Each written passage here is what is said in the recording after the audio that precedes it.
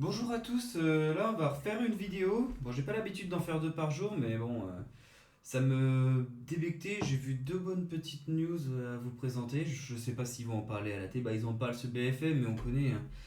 Vu que les normies et les boomers ils regardent tous TF1, ils parlent pas de ça. Bah, ils parlent des pompiers en ce moment, moi, tu me diras. Mais bon. Bon, alors, notre cher Bruno Retailleau, il parle. Il dit Bah, ça. Hassan est une ennemie de... On va réécouter. Vous avez- C'est le gars psycho là. C'est le GOAT. Écoutez bien ce qu'il a à dire. Et après, le reste, ça n'a rien à voir. Mais je me suis dit autant le mettre dedans parce que je vois pas où le mettre ailleurs. Rima Hassan qui voudrait détricoter, démanteler l'arsenal antiterroriste français. Plus précisément, elle Déjà, rien que le début. C'est ouf. dit elle est contre comment dire, le délit d'apologie de terrorisme et elle a lancé le débat aux universités d'été, effectivement, sur l'abrogation de certaines infractions C'est terroristes. au-delà de ça, puisque le groupe des C'est-à-dire Insoumis à l'Assemblée, il y a un an, ont déposé une proposition de loi, vous vous en souvenez certainement, pour abroger le délit d'apologie terrorisme. Donc ces gens-là préfèrent pactiser avec les islamistes plutôt que de protéger les Français. Donc Rima C'est le Hassan est parti- une ennemie de la...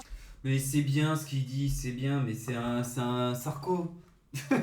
C'est Sarko qui parle là. C'est collabo. Oui, c'est un parti de collabo. Voilà, avec les ennemis de la France. Moi, je l'assume. Bravo. C'est quoi la prochaine étape? Enfin, c'est dit. Moi, je comprends pas qu'ils l'ont pas dit avant. Parce que, comme ils disent les mecs de chez les filles, facho, facho, facho, mais. Et après, il y a. Quand t'es facho, pas facho, il y a rien de plus fasciste que vouloir faire ce qu'ils font, hein.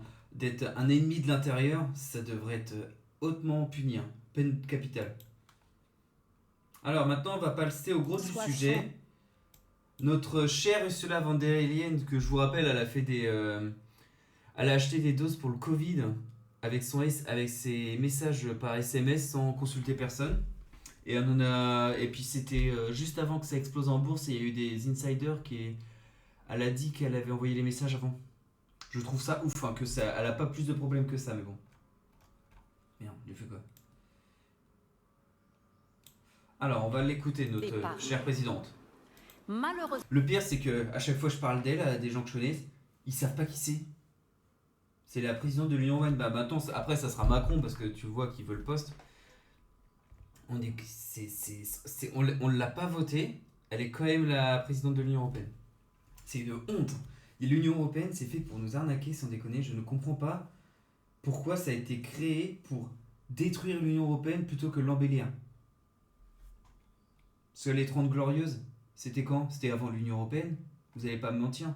Pourquoi maintenant on stagne, on fait de la stagflation, ou on fait que de se casser la gueule? C'est déprimant, il n'y a rien à faire. Bon, on va l'écouter. Elle, par contre, ça se voit, elle fait de la chirurgie, je pense. Cette épargne est paresseuse. C'est notre argent. 10 000 milliards d'euros d'épargne de ménage restent aujourd'hui sur les dépôts bancaires. Quand c'est grave de dire ça. C'est très grave. Ils ont trop d'argent dans les banques, c'est pas bien. Et une importante partie de l'épargne européenne est investie hors de notre continent. L'Europe doit maintenant la mettre au service de ses entreprises. Et c'est ça le but de l'Union de l'épargne et des investissements. Nous avons mis les propositions sur la table, sur la titrisation, sur les investissements des banques et des assurances, sur l'intégration de nos marchés et de leur supervision. Ensemble, elles peuvent libérer jusqu'à 470 milliards d'euros d'investissements supplémentaires. Mon père, il était tout fou, il a fait une photo avec lui, mais regarde sa tête de vicieux là. Ça se voit, c'est les mecs que tu peux pas faire confiance. Il a un sale menton là, je crois on dit menton fuyant, je crois. Mais c'est une honte. C'est une honte. Ils demandent aux Français de faire un effort parce qu'il n'y a plus de croissance, qu'on doit investir notre argent. On fait ce qu'on veut avec notre argent. Si tu veux l'acheter, si tu veux acheter un truc qui se pète la gueule, tu achètes un truc qui se pète la gueule. Bah après, c'est complètement débile, mais on va pas se mentir. C'est pas à eux de contrôler notre argent. Je le redis, hein. Les taux d'intérêt, ils vont encore exploser à faire des conneries comme ça. Il va avoir. Dès qu'ils essayent de gérer l'argent des particuliers, ça fait de la merde. On est tous d'accord. Je ne comprends pas. Va falloir que vous me le dites en commentaire ou ce genre de choses. tout le monde, tout va bien. Les normisent. Ah, mais non, mais si, c'est bien. Les Français, faut les taxer de plus en plus. Parce que là, ça va être une nouvelle taxe. Hein. Vous allez voir, ils vont faire une taxe au-dessus de 10 000. Si tu dépenses pas, eh ben, on va te taxer tant par an. Ou une connerie comme ça.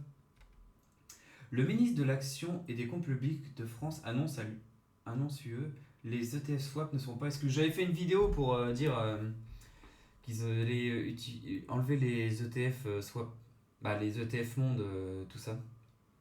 Heureusement, parce que là le PEA il a servi à rien. En plus avec l'avènement des RWA, ils étaient morts.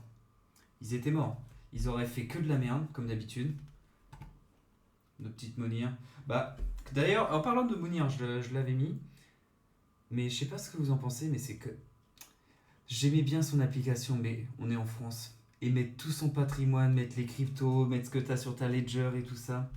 Je l'aime bien, il a une bonne mentalité, tout ça. Je regardais toujours ses vidéos, mais son Finari, je ne pense pas le reprendre. Parce que honnêtement, avec comment on est fliqué et tout ça aujourd'hui, on est mort. Attendez, ça c'est bien par exemple. Le coût de l'épargne est énorme. Entre 2015 et aujourd'hui, et pour 1000 € investis, on aurait fait 3500 et 2100. C'est là que tu vois les États-Unis. Oui, les États-Unis, ça va couler. Ouais, x3, hein. x2 là. Je sais pas comment ça va finir ce pays, mais on est mort. Digital Wallet. Dès que c'est géré par l'État, laissez faire les gens. You'll have to first store. C'est n'importe quoi. Bon bonne journée à tous et au revoir.